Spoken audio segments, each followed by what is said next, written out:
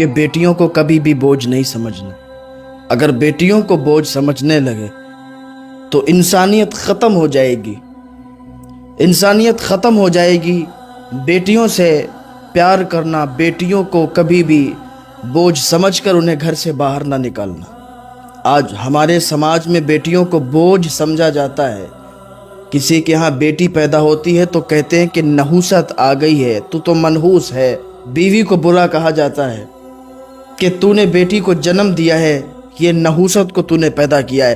یہ وہ زمانہ یاد کر لینا جب میرے آقا صلی اللہ تعالی علیہ وسلم دنیا میں تشریف نہیں لائے تھے، تو تب بیٹیوں کو نحوست سمجھا جاتا تھا، تب بیٹیوں کو بوجھ سمجھا جاتا تھا کہ جس کی بیٹی پیدا ہوتی تھی تو وہ کہتا تھا کہ یہ بوجھ، یہ نحوست آ گئی ہے، اس کی وجہ سے ہم کبھی بھی سرسبز و شاداب نہیں ہوں گے، ہمیں کبھی بھی عزت نہیں ملے گی، ہمیں ذلت کی نگاہوں سے دیکھا جائے گا۔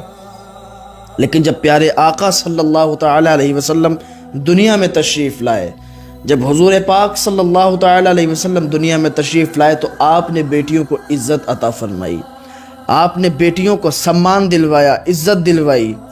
تو بیٹیوں کو پھر کسی نے بوجھ نہیں سمجھا، بلکہ بیٹیاں آنے سے خوش ہو جایا کرتے تھے۔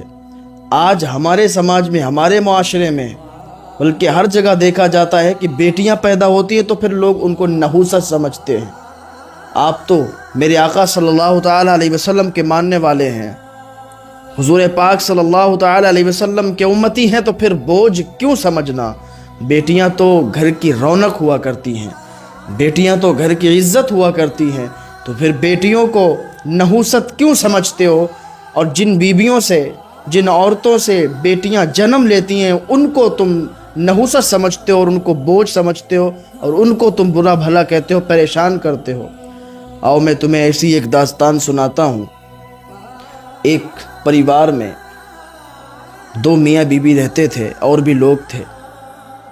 تو وہ عورت حاملہ ہوئی تو اس کے شوہر نے اور اس کی ساس نے یہ کہہ دیا کہ اگر بیٹی پیدا ہوئی تو سمجھ لینا تجھے گھر سے نکال دیں گے، اس لیے کہ ہمارے یہاں بیٹی کو نحوست سمجھا جاتا ہے، بیٹی نہ پیدا ہو۔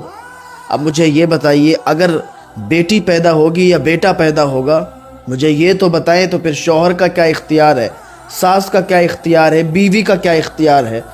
بیٹا یا بیٹی دینے والی ذات کون سی ہے؟ بیٹا یا بیٹی دینے والی ذات پروردگار عالم کی ہے۔